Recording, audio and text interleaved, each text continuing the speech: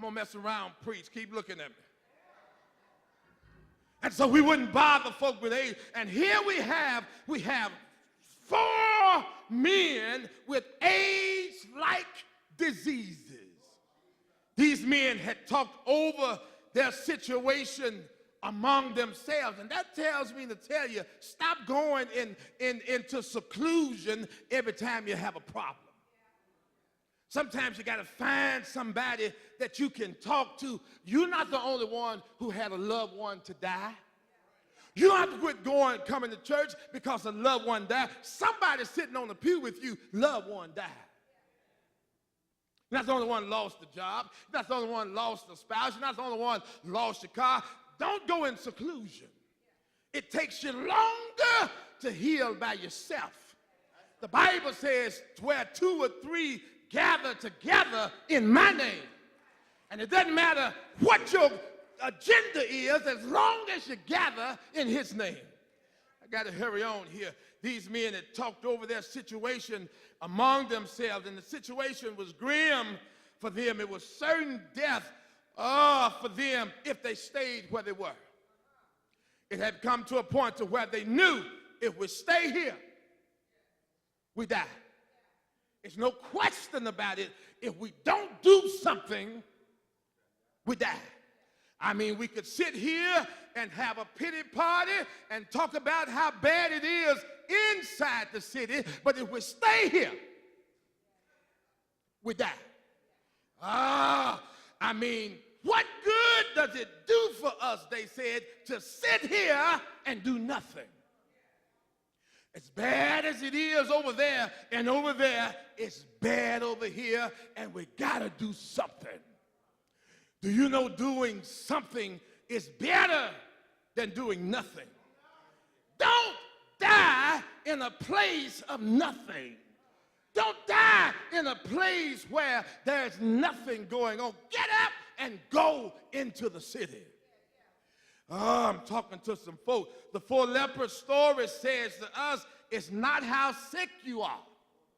It's not how sick you are, but it's how hungry you are. Hungry means aggressive. Hungry means driven. You got to be driven. Hunger means ambitious. Hunger means King God's looking for some ambitious folk, some ambitious praisers, some ambitious worshipers, some ambitious evangelists, some ambitious people of God who'll walk out of here and ask somebody, do you know this man from Galilee? His name is Jesus. These lepers had been thrown out of the city for a reason. Their bodies were falling apart because of this leper. Lepers in those days were looked upon with disdain. They were failures. They were outcasts. They were mistakes. But even when you fail, don't die there. Even when you've been an outcast, don't die there. Even when you've made some mistakes, don't die there. Sometimes failures and frustrations are nothing more than that ushers God right into bringing us to our destiny. It's not how sick you are, but how hungry you are. Not only is it not how sick you are, but how hungry you are. It was not how many lepers, but it was how united they were. Can I get a witness when I tell you, united, we stand, divided, it falls. God always, it wasn't before, but God works. It was a small number, but God works with small things. He took a small jawbone of an ass and slew 1,000 Philistines. He took a small lunch with 2 little fish and 5 loaves of bread and fed 5,000. He took a small amount of oil and made cakes and bread and allowed the prophet and the people to live. Oh, my brothers and sisters, just crying about what you don't have, and stop crying about it and focus on what you do have. It's not how sick you are, but how hungry you are. It's not how many lepers, but how united you are. It's not how preposterous the method, but how powerful God is. Sometimes stuff that God tells us to do seems silly. For example, when Elijah was sick and of leper and needed to get well, the prophet told him to go dip in the muddy water. It sounds crazy to think that muddy water will bring out a clean body, but God can tell us to do some things that sound crazy. When there was a man blind, God spit on the ground and took the spit in the mud. Sound a little crazy, but when he put some dirty spit with some dirty dust and put in his eyes, the man started seeing.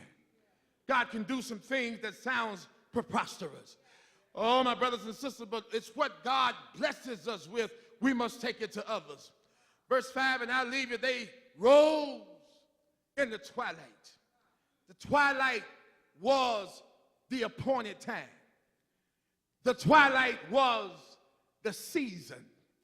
I'll leave you when I tell you tonight, don't miss your appointed time.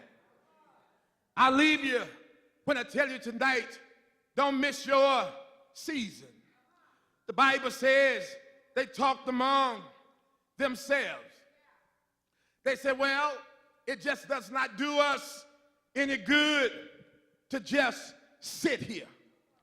It does not do us any good to talk about how it used to be. Nothing changed. It's talking about how it used to be. Here we are, lepers. Here we are, sentenced to death. They said, well, if we get up and go into the city where the Syrians are, we could take our chances. So they decided that we will not die here.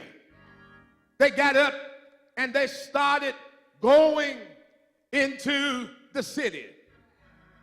But the key word, and I'll leave you, is when they got up. When they got up, the Bible says that God saw their faith. And when God saw their faith, God began to work on their behalf. And when God sees your faith, he will work on your behalf. And let me ask you tonight, won't God work on your behalf when he sees your faith?